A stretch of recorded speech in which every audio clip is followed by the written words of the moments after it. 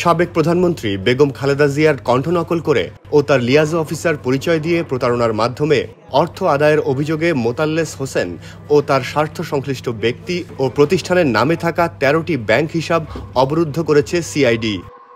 সিআইডির বিশেষ police super Jasimuddin খান আজ বৃহস্পতিবার এক বিজ্ঞপ্তিতে এ তথ্য জানান।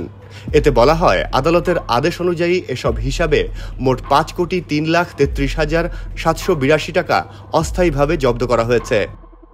সিআইডির অনুসন্ধানকালে পাওয়া বিভিন্ন রিপোর্ট ও ডকুমেন্ট এবং ব্যাংক হিসাব পর্যালোচনায় দেখা যায়, মোতাল্লেস হোসেন ও তার স্বার্থ সংশ্লিষ্ট প্রতিষ্ঠানের হিসাবে প্রায় ২৬,৮৪,০০,০০০ টাকার সন্দেহজনক লেনদেনের তথ্য পাওয়া গেছে।